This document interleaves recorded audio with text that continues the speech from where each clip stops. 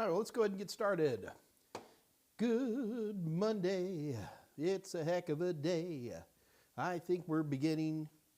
I love that initial stall. It's so much fun. Okay, yeah, we're up and cooking.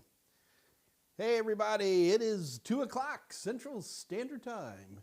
And welcome to a brave new world in terms of the Mike Meyers live stream. As usual, I stall because everybody takes forever to get on here. So I'm going to stall for a little bit. Everybody doing okay?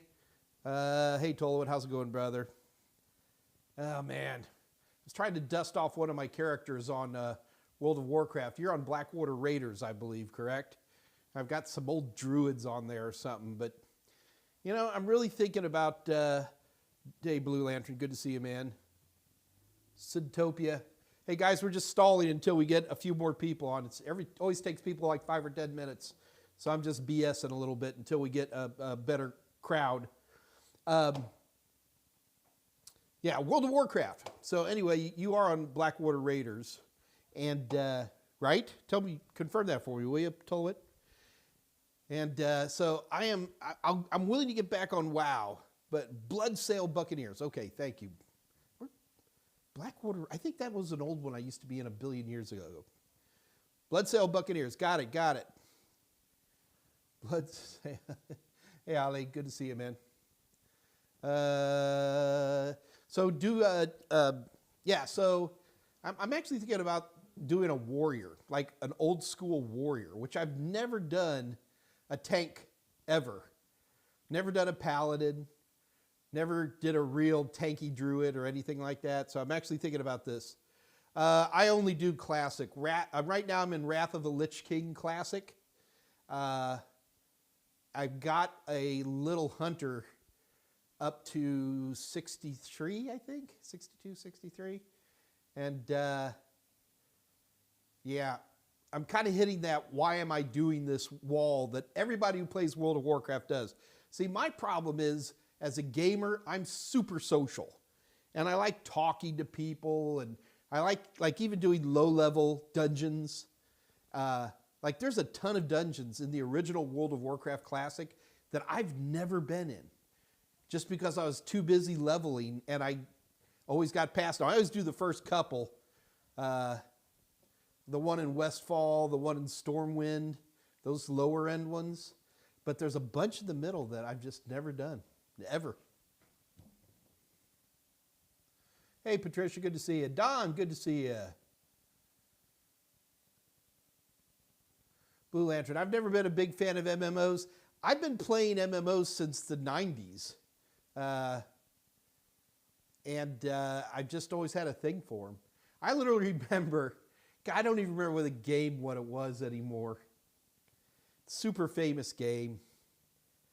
And it was the first time I ever did a LAN game. So this is like the mid-90s.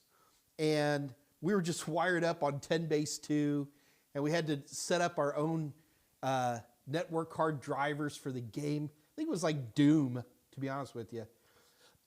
And anyway, I'd been playing it as a first-person game for a while, but the first time we do a LAN party, and we didn't even, the word LAN party hadn't even been invented yet, but I'm playing with another buddy in the same room, and all of a sudden I'm walking, and then I see his character, and I was like, oh my God, I was like, jump, and I'm watching his character jump up and down. My God, guys, you have no idea how incredible of an experience that was. I mean, we were there watching this whole new genre of the game.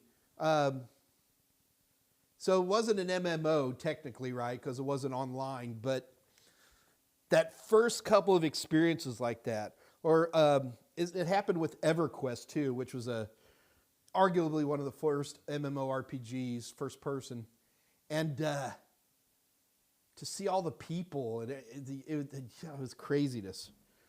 I got to tell you one thing. I may be an old nerd, but I have had ringside seats of watching this evolution of technology, software, interfacing, protocols, social etiquettes, all of this stuff. It's been a heck of a ride, man, to say the least. It is so cool. As I look back on so many things that I've seen and done, I was I've actually been cleaning out my desk over at Total Seminars, and I've been finding a lot of stuff like this. If you guys recognize this, still in the shrink wrap. This is Windows 3.0. I've got a bunch of these. One of these days I should do an episode where I just pull out Mike's cool old stuff, because I got a ton of it, man. It's always fun to play with that a little bit. All right, we got a small enough crowd. We'll go ahead and get started. Welcome to Mike's Ask Mike Anything live stream. The goal of this live stream is to provide those of us who are interested in pursuing CompTIA certifications an opportunity to ask the myth, the man, the legend himself, Mike Meyers, questions about CompTIA certifications, non-CompTIA certifications, technology, life, religion, politics, you name it. We can talk about it. Also keep in mind, guys, that we are switching on Mondays. We're moving 5 hours later. We're going to be switching to 7 o'clock p.m. Central Standard Time. The goal of doing this is to allow people in the United States in particular an opportunity to get online after work. We've had a lot of demand for it, and so we'll do that. On Mondays, we'll continue to still be at 2 o'clock Central Standard Time. Also keep in mind that there's going to be more and more, the Wednesdays are going to be morphing more into more topical stuff, more interview stuff. It's not going to be a perfect switchover, don't get me wrong, but my goal is that Mondays are going to be more, keep it a little bit more open, and Wednesdays are going to become more topical across the board. There'll be exceptions to those rules. I've had a really interesting time working with Richard Chapman of National Cyber Group, CyberNow Labs. We're doing a series on his, it's not even really a channel, we're just posting them up on LinkedIn mainly. There is a YouTube channel for it, CyberNow Labs, called Two Bald Nerds. And it's really watching Mike Meyers move more into cybersecurity topics. Look, I don't ever want to teach cybersecurity. That's not my lane. I'm an entry-level guy. My function in life is to take young people in years and in mind into the world of IT technology. And if they want to become IT security people, fantastic. There's lots of other things to do. My affiliation with National Cyber Group certainly creates a motivation for me to look at that stuff. We got some great success stories. In fact, this Wednesday, our opening Wednesday evening is going to be with one of our own, Edgar Salinas, who we've all known, who's been on this channel many, many times, is going to be on Wednesday. And this is not going to be a corporate rah-rah, guys. Be ready for some edgy conversation.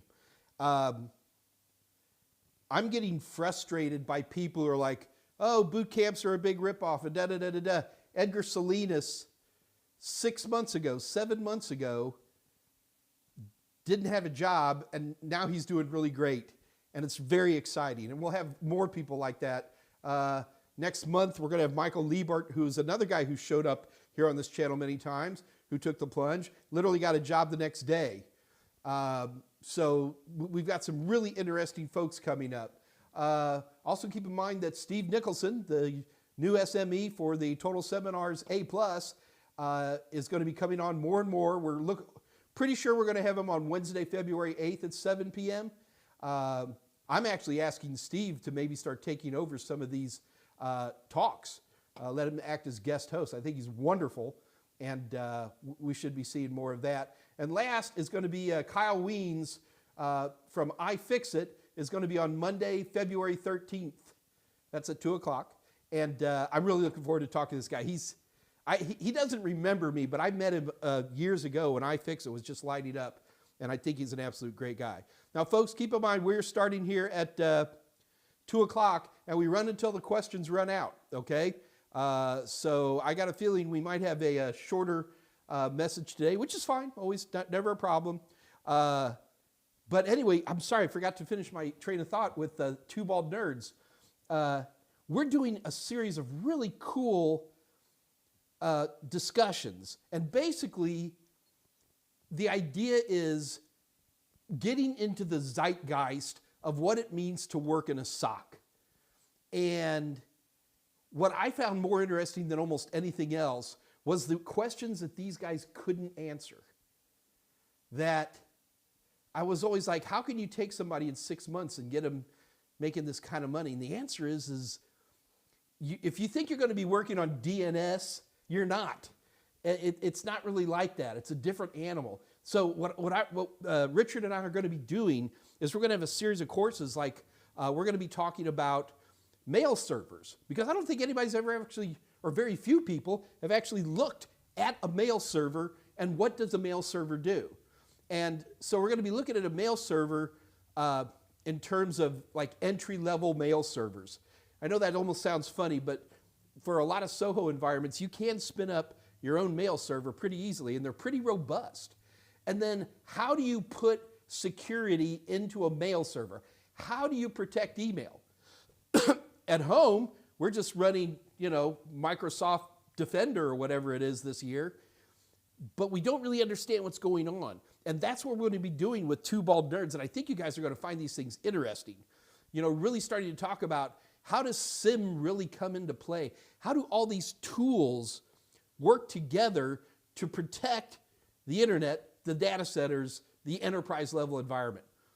In order to watch these, check out Cyber Now Labs. They're right here on YouTube.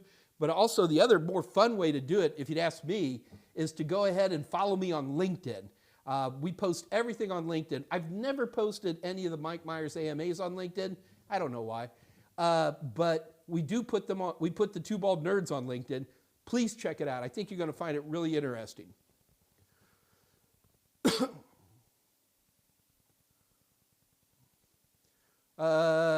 Syntopia at 206. Does your ebook include the exam voucher? Oh, no. The exam vouchers alone are close to $400. So, yeah, you get to pay for those on your own.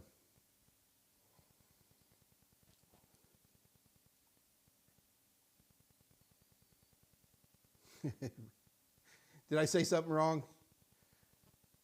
Dave Rush. No, switching on Wednesdays, not Mondays. No. Wednesdays at 7 p.m. Mondays will continue at 2 p.m. Sorry if I messed that up. Can users join their computers to a domain, or do they need a domain admin? So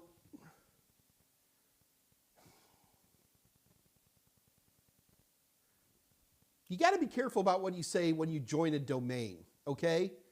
The moment somebody creates a domain account for you on a domain controller, you're a member. So you can go to any computer that's connected to that domain controller and you can log on to the domain. So users don't really join domains. Computers often join domains. It is possible to have a computer that is directly connected to a Windows server that's not part of a domain. It's not super common to see that, but it could happen. The moment somebody makes that account on the domain controller, you're in that domain. You, Michael M. at TotalTest.local or whatever it is, you're a part of that domain. And you can log on to any computer that's connected to it, even a computer that's not a member of the domain. And you can log on to the domain. But if you want the computer you're sitting on to be able to share its resources more efficiently, to be able to really share it more efficiently, to be able to support multiple user logins, you actually want the computer to join a domain. And you can actually see this. Oh, it's been a while since I've done this. Give me a minute.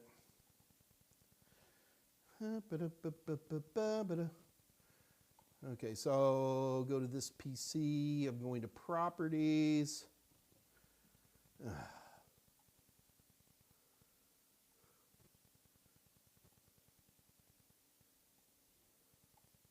It's been so long since I've done that. Come on.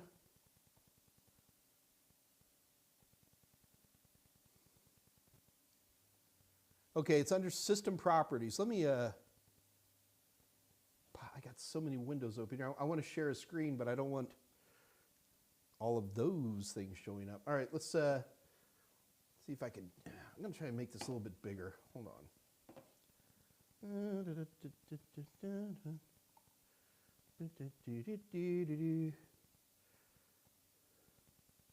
Yeah, that works. All right.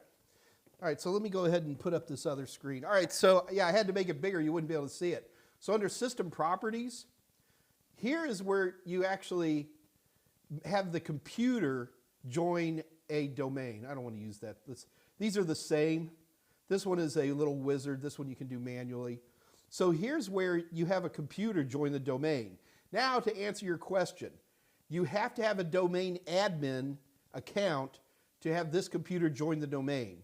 If you don't have a domain admin account, there is a permission you can configure that will allow certain accounts to do that.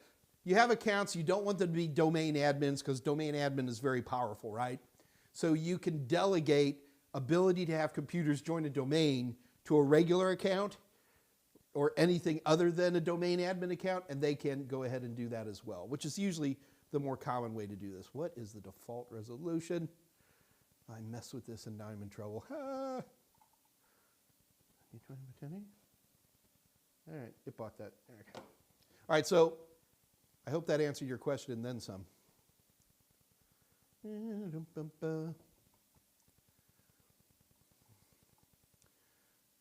Hi, Dave, we miss you. My Dave's right here, guys. What do you mean? Also, do keep in mind,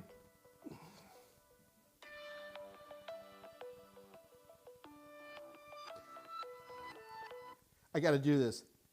Hey, Yessie, how's it going, man? Good, how are you? Good. Hey, folks, I'm actually talking to my friend Yessie. Yessie, I'm actually on my live stream, which I run every day at 2 o'clock, and you're talking to thousands of people right now. Say hi to them. Hello, everyone. Okay. I'll talk to you later, okay? Bye. She keeps calling me during the live stream. Well, how else can I make her stop? All right. Thank you for putting up with that, guys. Hey, Catherine, good to see you, man. Okay, yeah, so the next Cyber Now Labs info session is January 28th, and Dave's giving you a link. You guys have heard this sermon from me a lot of times. We're going to be bringing people on here. Folks, it's working, and I'm excited to see how people's lives, how people's careers are being accelerated through this program, and I'm proud to be a part of this. If you're interested at all, register for the live stream, watch the live stream, ask the hard questions, make your own decisions. Blue Lantern, Two Bald Nerds is on YouTube, Cyber Now Labs channel, but we usually post on LinkedIn more than anything else. Hola, Kuda, good to see you, man. Zootopia, sorry, I meant the discount voucher included with ebook that comes with a physical book. The discount, Zootopia, I'm not aware of any form of discount voucher that's included with the book. If you are aware of something that I don't know about, which can happen, keep in mind that I am not directly involved with day-to-day marketing of Total Seminars or what they work out with McGraw-Hill. So if something is being offered like that, well, by golly, take advantage of it. I do have something pretty cool. I just got this a week ago, the long-delayed 1101, 1102 hardcover Mike Meyers all-in-one book. Now I'm going to check for this discount voucher. Was it in the front? No, it lists a link to check for discount vouchers in the book, but there is no discount voucher included with the book. There is a link for you to check out our discount vouchers. Blue Lantern. Holy crap, I just checked out Cyber Now Labs YouTube channel and found more Mike Meyers content. Yeah. And I got to tell you, Richard Chapman's a good guy. Smart, good tech. Don, Mike, I have Linux questions. Why would you need to install a database, a web server on a Unix server before using it? Because you want to use it as a web server. So that's why you would want to. How's that sound? You probably install a few more things than just that, but that would be a good start. You say my volume's low? I'm hitting yellow here, kids. Here, let me turn it up a smidge. Check one. Check one. Okay.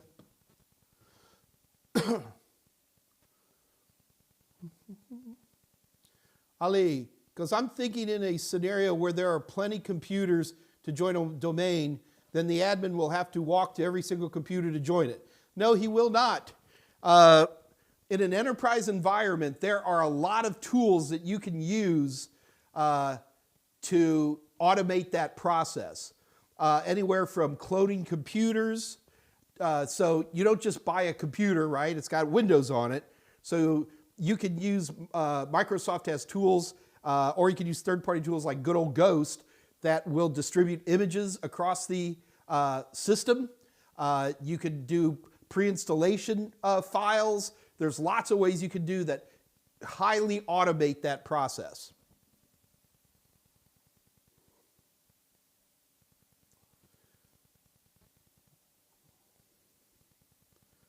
Blue Lantern, Don's question gave me a question. Is a database and a web server the same thing? No, no. If you can argue that any kind of server of any form, an email server, an FTP server, a game server, all store data of some form which is disseminated, and many of these have data center-like qualities. However, when you talk about a database, not data center, database type qualities. When you talk about a database tool like, I don't know, MySQL is the one that comes to mind for me more than anything else. That is a separate installed tool. I've seen a lot of web servers where you then also install some form of database backend, and then you use Python scripting to query that database and then bring things into the web server. But no, they're not the same thing.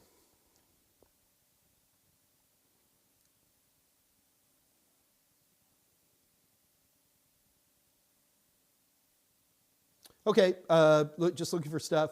So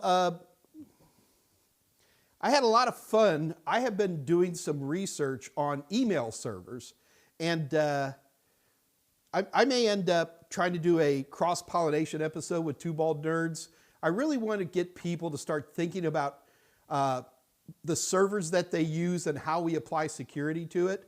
So watch for Two Bald Nerds. We got a couple other things we got to do, but we'll be coming up shortly with a episode on email servers, and then we're going to be talking about email protection at an enterprise level and how SOCs use these types of tools to analyze email, just email. It's the only thing we're going to be talking about. There's lots more to talk about, I know, but that's just one thing that comes up a lot. And I think it's going to be very, very interesting. Krampus, good Lord, how's it going, man? You finished the trifecta. You got all three? Big round of applause to you, my friend.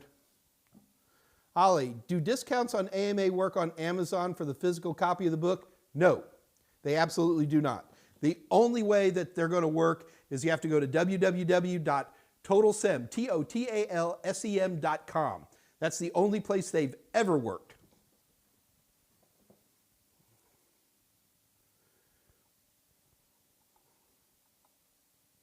So the other thing that's going to definitely be coming up, oh, there you go, Dave, LAMP server. Linux, Apache, MySQL, and what's P stand for? I can't remember. PHP. There we go. Thank you. The four primary tools you put on any server. LAMP is not unique to Linux. Well, I guess it would be in that it's Linux and Apache, but I could say Windows, IIS, MySQL runs on Windows just fine, and then PHP runs on Windows just fine. But I guess LAMP is a Linuxy thing.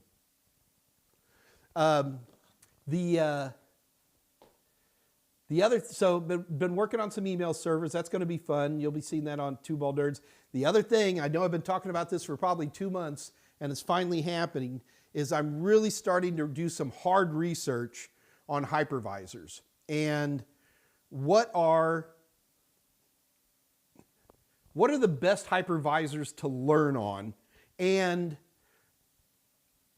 of the free to cheap hypervisors, what is probably your best bet to cross over into real world work? Now, I know everybody wants to say VMware, and I love VMware. I use the heck out of it. But VMware is problematic, in my opinion, as a learning tool. It's just got too many bells and whistles. And that's why I still love VirtualBox. But I have not been looking at other alternatives, and I need to take a good hard look. So in my copious spare time, we're going to be doing some real edgy, old school research on hypervisors and the state of hypervisors today, where it comes from. And obviously there's going to be a corollary on that. Dave Rush, WIMP, Windows IIS MySQL PA. Thank you, Dave. The other corollary to that is the state of cloud learning. And in particular, what does it take to set up free to cheap learnable accounts on cloud servers, or cloud providers, really. I've always gone to Amazon S3, but I haven't really looked at anything else. And I'm going to be making a point. This will keep me busy through the spring, I'm sure, but it'll be interesting as it comes.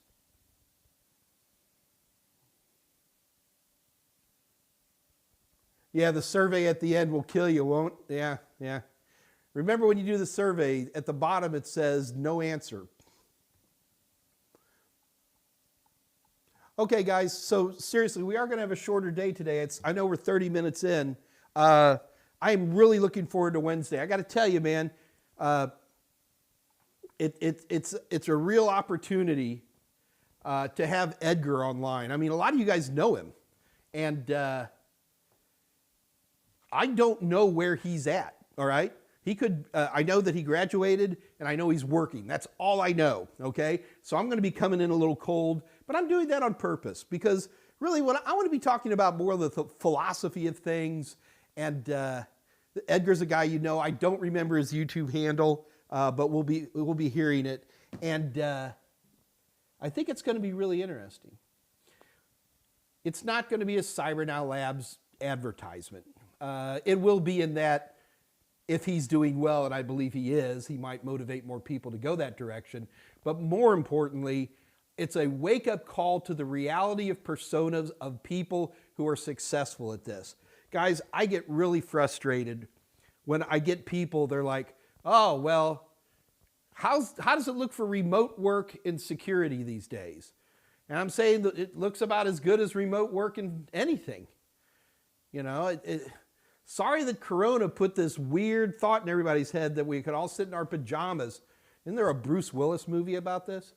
But what I really want to make sure is people understand how Edgar and Michael's brains work. And we'll see. I think it'll be interesting. Anyway, that is going to be this Wednesday at 7 o'clock Central Time. Folks, always keep in mind we have a great Discord channel. Do check out the Discord channel whenever you get a chance. Dave has a link for it on there as well. Do I have any more questions? Have we run out already? Blue Lantern, I've got a question. Oops. Oh, Dave, Blue Lantern knows that. If YouTube is so good at taking down conspiracy comments, why do they allow so many scammers in the crypto channels?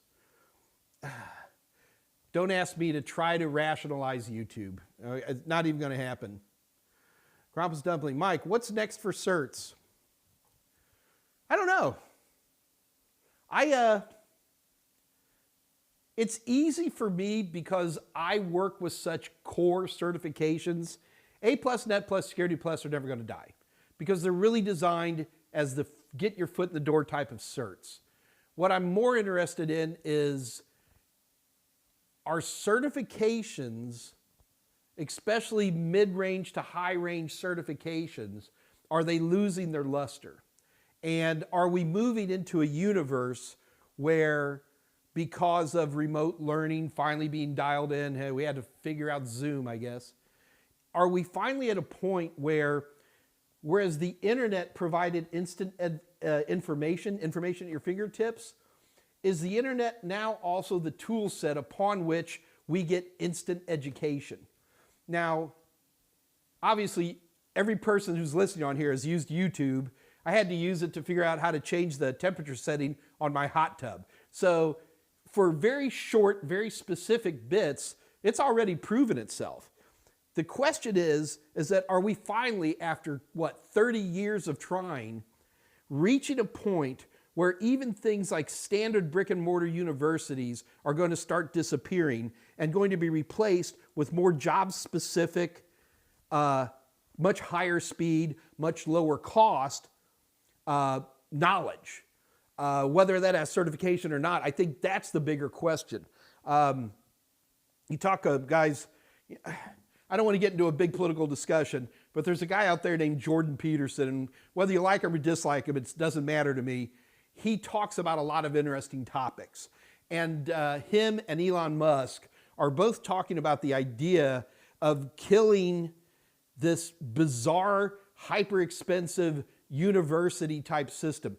Do you guys know in the United States alone, in the last 12 years, over 1,000 universities and colleges have already disappeared? They've been absorbed into other ones, or they're sitting there empty.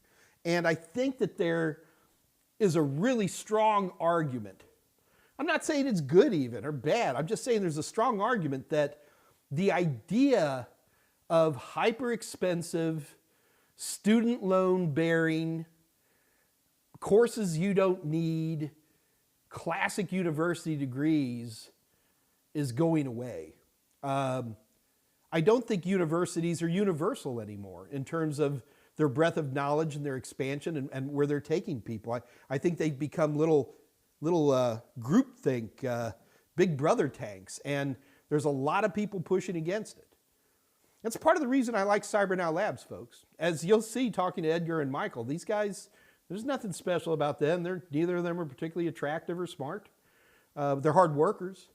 And to see that level of success, and I hope it's more than financial success. Yeah, starting wages of 90 grand a year ain't bad. I'm not going to complain about that. A real health plan is great. I'm not going to complain about that. But you guys don't understand. I haven't worked in 30 years. I love this. I like talking. I like learning about technology and then telling people about it. That's been my MO my whole life. And I want people to have that. I don't want people to have jobs they hate. That's why I always talk about passion so much. It's important to jump out of bed in the morning on Mondays and go, let's do this. And I know I've moved on way past your question, but it's an interesting point. And in the next 10 to 15 years, I think we're going to be seeing really dramatic changes. Guys, I remember 10 years ago, people used to make jokes about Western Governors University, WGU. They're not anymore. WGU is well accredited, great programs, dirt cheap. You know, even Cyber Now Labs, our MSRP is like $6,800. 2 years ago, it was $15,000. You see where I'm coming from? These prices are starting to collapse, where even things like boot camps, God, I hate that word, how can you have a boot camp that lasts 6 months? I don't understand, but whatever. But if we can impart more of the vertical knowledge into people and get them good work, get them work that they love, I don't know what else to do. I'm going to go to bed at night and sleep real good. So, all right, I'm going to get off my high horse again. Sorry, guys. I don't want to get into a Jordan Peterson discussion. Look him up on your own and feel free to read about him. Hey, Lloyd, good to see you, man. Zerksic, good Lord. Oh, Krampus, I'm literally based on what Dave is saying. Krampus wants to know what's the next cert. Well, if that's what your question is, once you finish the trifecta and you get to A+, Net+, Security+, you really have to make some decisions about what part of technology, what part of the world of IT are you most passionate about. You want to get into routers? Start your Cisco run. You want to start getting into security? That's a big, long talk. Probably CYSA would be the next way to go. If you want to get into network administration in a Windows environment, you need to start looking at Microsoft. If you want to start looking about network administration in a Linux environment, start looking at LPI and stuff like that. If you want to start setting up wireless networks, certified wireless network professional, CWNP. So you see where I'm coming from? The A+, Net+, and Security Plus should certainly give you a broader idea of what it means to be in the world of IT. But once Security Plus is out, man, the door, it goes from, A+, Net+, Security Plus, and all of a sudden you got 20 doors. And you got to tell me, what turns you on, And where do you want to be? And then I could probably answer that question better.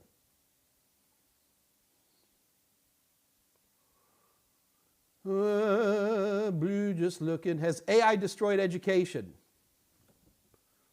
ChatGPT scares the hell out of me. And it's the 1.0 version. If you haven't had a chance to play with it, folks, you need to set up an account. And what you need to do is look at the types of questions that people are asking it. And, you know, come up with a life motivation that compares Rousseau to Nietzsche and do it in 1,500 words or less. I mean, it's just like really ethereal topics. I'm not saying it's perfect, but it's fascinating to the point where it scares me a little bit. Will AI, what did you say? Will it replace education? Is it destroyed education? No, it hasn't destroyed it. As human beings, we have to educate and learn. AI is going to change everything. It's already changing everything. Not a person on here who hasn't got one of those robocallers, the hello, Mike, you know, and it's changing everything, but it hasn't destroyed it.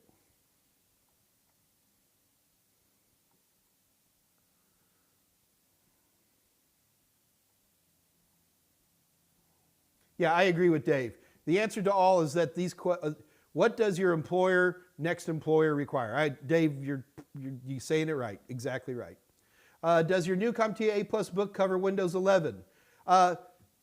Sort of. CompTIA got tired of always being one version of Windows behind. So what CompTIA did is they put, if you can actually read this in the objectives, the 220.1102 objectives, where it basically goes, look, we're not really going to be talking about any particular version of Windows so much. We're just going to be talking about Windows. There's a big qualifier in there. Let's see if I can find that really quick.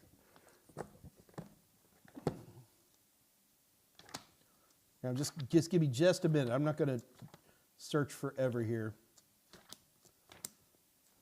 God, who writes such a big book? Chapter 11, I think. Okay, here, this is actually quoted directly from CompTIA. Note on Windows 11. This is in the objectives printed by CompTIA. Versions of Microsoft Windows that are not at the end of mainstream support as determined by Microsoft, up to including Windows 11, are intended content areas for the certification. As such, objectives in which a specific version of Microsoft Windows is not indicated in the main objective title can include content related to Windows 10 and 11 as it relates to the job role. And the nice part is like there's almost no difference between Windows 10 and 11. Like none. Like the only difference is that funky front-end interface. Control panel is still control panel. Services is still services. Right-click for properties. I mean, that's all still there. NTFS is still there. Network connectivity is still there. It's all the same. Guys, keep in mind that CompTIA stopped asking click questions a long 6 years ago minimum. People are always like, well, how do I get to da-da-da in Windows 8? Or how do I get to do-do-do in Windows 7? They quit doing that 6 years ago. Not this version, but the version before the last. And control panel is always going to be control panel, kids. You know what I mean? Windows versioning is not a substantial concern on CompTIA topics, in particular the A+.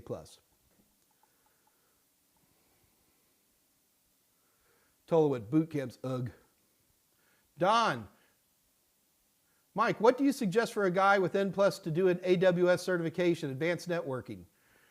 Don, is that where you want to go? See, you guys, we need a more passionate conversation here, you know what I mean? What do you want to do, Don? Emmanuel, Mike, what can a person like me turn 62, I'm about to turn 62, can get into cybersecurity?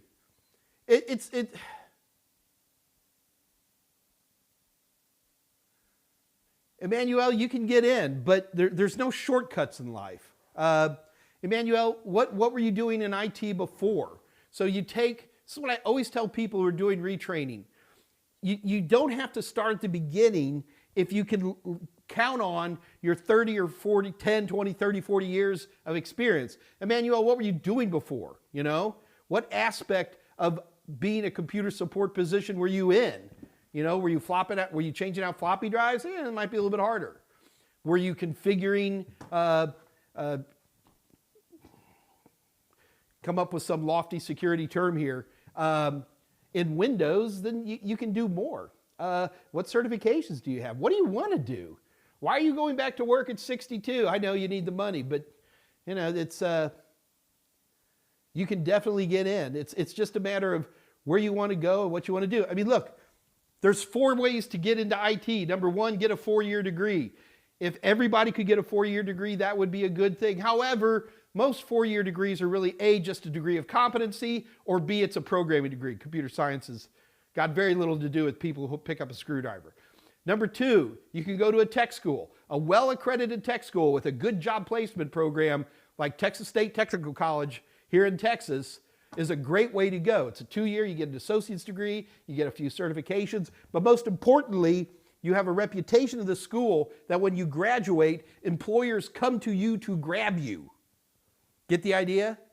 I don't recommend any tech school until I know what their job placement is like.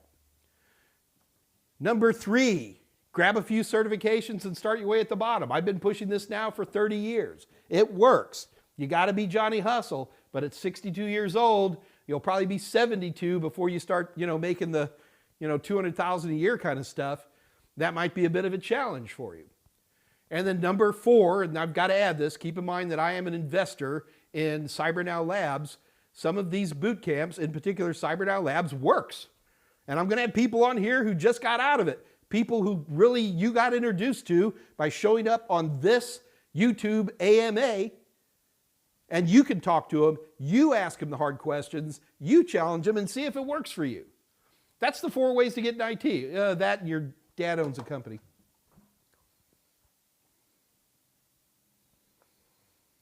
Natty like King, am I certified to build computers? No, I'm certifiable enough to want to build computers.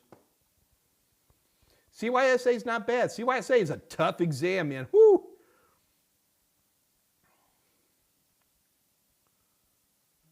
Natty like King, what level of CompTIA A+ does he have? I've taken every A+ there is for the last 20 some odd years. I have I've actually failed the A+ a lot. Darn it, sometimes I just fail the exam. But if you're looking, are you challenging me? Are you challenging me, little man?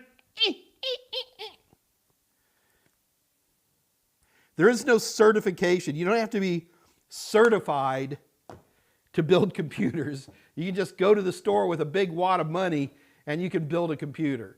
There is no certification to build computers. The A+ is a generic entry-level system support type certification that reflects that you have about 9 months experience in the world of IT.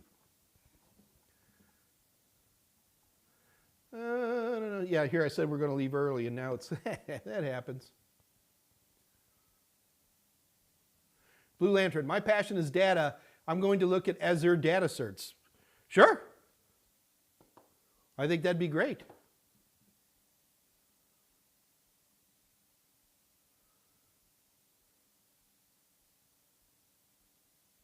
Andre, you say that the control panel is messed up in Windows 11. They've just been doing this they've been moving stuff from control panel into system for years now.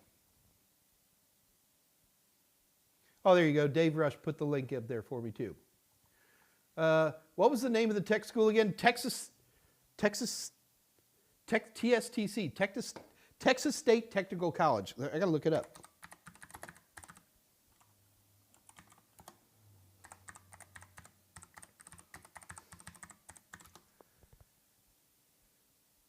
Yeah, Texas State Technical College. They're great folks. I know them. Yeah. This is TSTC right here. and they do all kinds of technical courses. They're very, very good. They have locations all over Texas.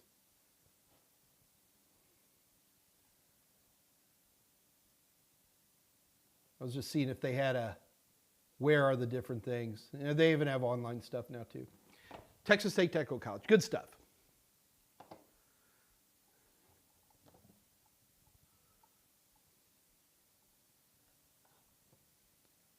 Blue Lantern, the reason I failed the A+ is I failed it on purpose, man. Think. But I will tell you, I fail about 1/3, that's more like 1/4 of all my certification tests these days, mainly because I'm cocky, you know. I think I know everything, and I get in there and I get my little bottom spanked. And Mike, what was the hardest exam? Whoosh. Hardest exam. Probably CYSA. It was a lot more technical than I had anticipated it to be. And I didn't study at all, I just went in cold.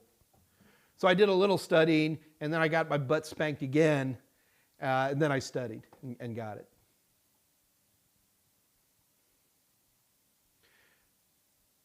Hi, Mike. I am thinking about installing sysinternal tools on VMware, not on direct system. What's your take? Including, I love Mark Rusinovich's tools. Sysinternal has lots and lots of tools. They're all very safe. I would put them on a real system, put them on a virtual machine. It doesn't matter. But tools like, for example, TCP View are absolute, almost must-haves in my opinion. And the startup one. Sysinternals shows you every place that any program can start up on a Windows system. It is incredibly detailed. And if you think it's just going into your startup folder in your registry, no, there's a lot more than that. I don't want to get into a big thing on this. Sysinternal tools are extremely safe. I would have no problem installing them anywhere and playing with them. In fact, a lot of them you can run, when you go to Sysinternals, you can just click and it'll run, download and run from the internet. But it's extremely safe.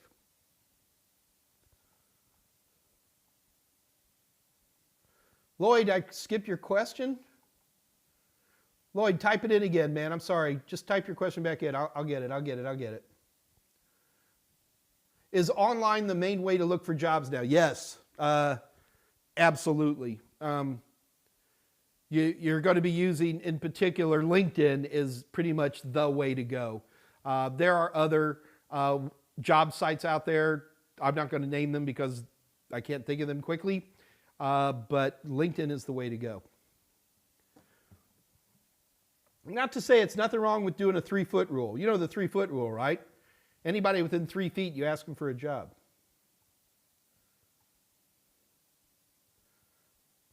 Seriously? Okay, Lloyd, I'll scroll up and see if I can find your question. Scrolling up. Quick question. Does Total Seminars have anything SAP related? No, we don't do any. We're not SAPs. Some SAP developer. Lloyd, it's just last time I took SAP was in the mid 80s, late 80s. So I apologize. Lloyd, I am not a resource for that. I can't help you.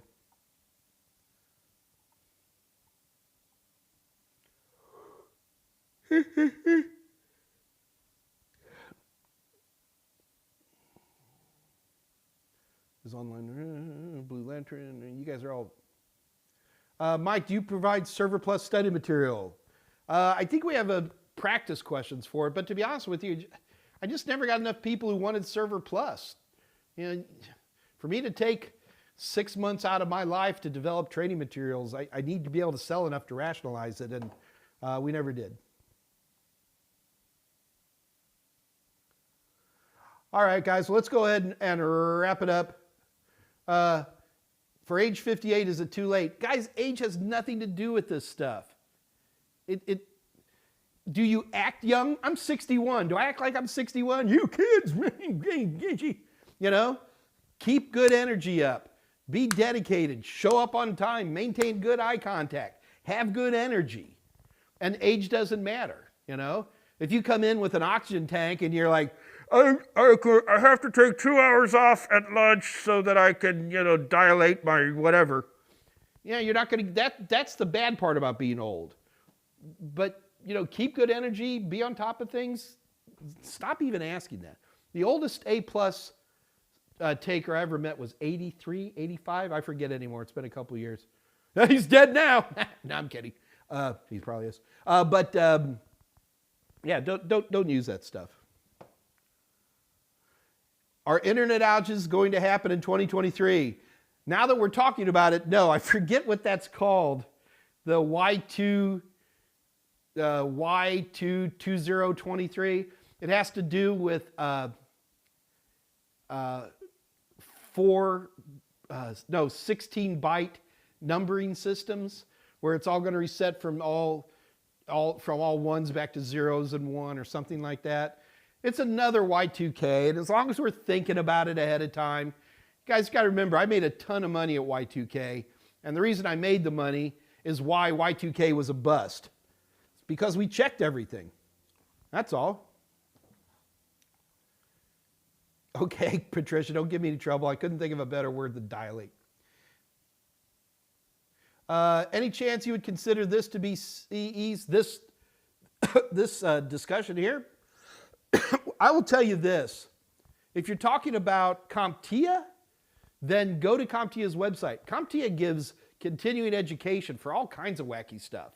And the worst you can do is ask. They all know me over there, and see what they say. You can apply for continuing education. They have a page for it over at CompTIA.org. It's not up to me.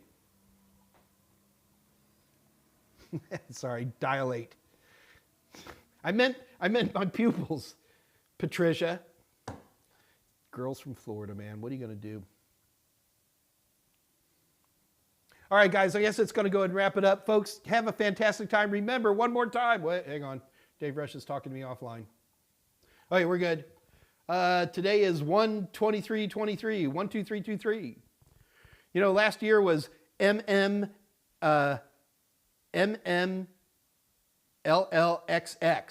right? Yeah. What are you going to do with that? No, MMCCXX. That was 2022. Am I doing that right? Somebody double check me. Look, I'm going to do this now. MMLLCCXX. There you go. 200. No, that wouldn't be right either. Forget about it. Anyway, guys, I'm out the door here. Y'all have a good one. I will see you guys Wednesday at 7 p.m. Central Time. Don't tune in at 2 o'clock. I won't be here. But until then, this is your little Uncle Mikey saying good night. Good night, kids.